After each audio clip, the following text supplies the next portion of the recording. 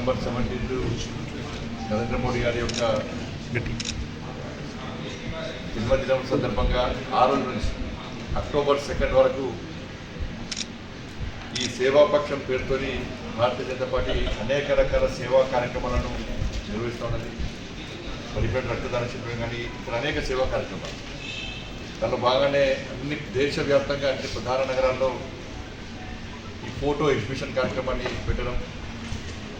నరేంద్ర మోడీ గారు బాల్యం నుంచి ముఖ్యమంత్రి నుంచి ప్రధానమంత్రి వరకు కూడా మరి ఇన్ని రోజులుగా ఎన్ని సంవత్సరాలుగా దేశానికి చేసిన సేవ, సమాజానికి చేసినటువంటి సేవ, ఇప్పుడు ఏ విధంగా ఒక ఆదర్శవంతమైన జీవితం గడిపిన దాన్ని కార్యకర్తలకు ప్రజలకు అందించాలనే ఉద్దేశంతో ఈ ఫోటో ఎగ్జిబిషన్ కార్యక్రమాన్ని ఈరోజు భాగ్యనగర్లోని భారతీయ జనతా పార్టీ కార్యాలయంలో ఇలా తన బ్రహ్మాండమైనటువంటి ఫోటో ఎగ్జిబిషన్ మరి ఒక జీవిత చరిత్ర మొత్తం కూడా కళ్ళ కట్టినట్టుగా ఈరోజు ఈ ఫోటో ఎగ్జిబిషన్ పెట్టడం జరిగింది. వాటి కార్యకర్తలు, నాయకులు, ప్రజలందరూ కూడా ఈ ఫోటో ఎగ్జిబిషన్ చూసి మన స్ఫూర్తి పదార్థమైనటువంటి నరేంద్ర మోడీ గారిని ఆదర్శంగా తీసుకొని ముందుకు సాగాల్సిందిగా అందరికీ విజ్ఞప్తి చేస్తూ 2వ తారీఖు నాడు కూడా మహాత్మా గాంధీ జయంతి సందర్భం కూడా సేవా కార్యక్రమాలు, స్వచ్ఛ అభియాన్ పేరుతో సేవా కార్యక్రమాలు కూడా అందరూ చేయాల్సిందిగా అందరికీ విజ్ఞప్తి చేస్తూ ముఖ్యంగా రాజకీయ పరంగా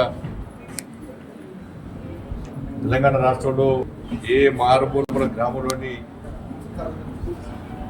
ఏ అవగాహన లేని ఒక వ్యక్తిని కలిసినా కూడా హైడ్రా విషయం చర్చిస్తూ ఉంటారు. గ్రామ పంచాయతీ ఎక్కడైనా హైడ్రా విషయం చర్చిస్తూ ఉంటారు. హైడ్రా విషయంలో బాధపడడం పాపం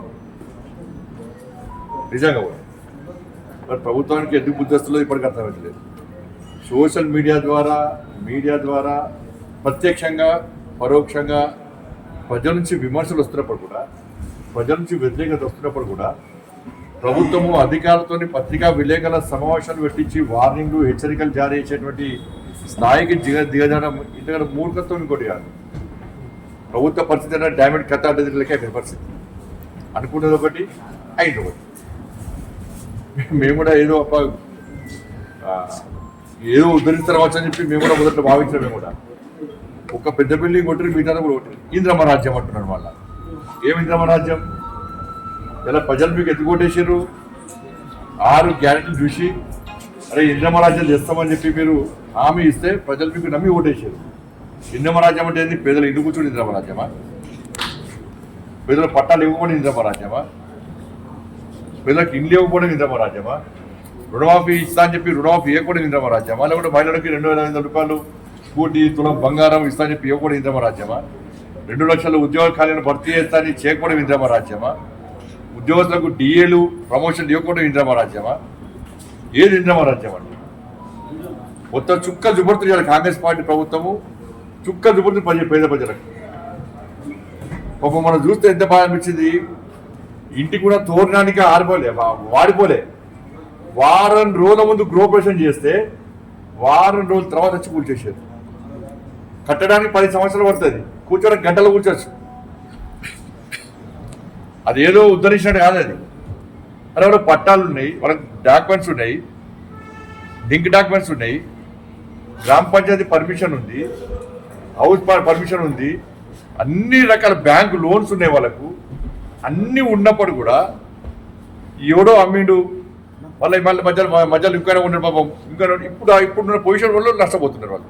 వాళ్ళందరూ ఇప్పుడు ఉన్న వాళ్ళందరూ కష్టపడి ఏదో కూలీనాలు చేసుకోను, ప్రైవేట్ చిన్న చిన్న ఉద్యోగాలు చేసుకోను, ఇక స్థిరపడదామని వచ్చిన తప్ప ఇవ్వరు. దాని బలిసిన ఇవ్వలేరు.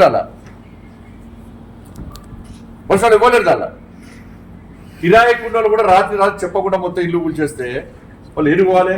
ఇవాళ దానివల్ల ఏమైంది? అలా పూర్తిగా హైదరాబాద్లో, తెలంగాణ రాష్ట్రంలో రియల్ ఎస్టేట్ వ్యాపారం మొత్తం దెబ్బతిన్నది. వేరే కంపెనీస్ ఇవి కూడా వచ్చే పరిస్థితి లేదు. ఇవాళ మొత్తం రియల్ ఎస్టేట్ వ్యాపారం మొత్తం దెబ్బతిన్నది. రియల్ ఎస్టేట్ వ్యాపారం దెబ్బతిన్నది. ఆర్థికంగా తెలంగాణ రాష్ట్రం పూర్తిగా అధోగతి పాలైపోయింది ఈ హైదరాబాద్. అసలైన తొలి వెలుగు. ఫాలో వాట్సాప్ @తొలి వెలుగు official.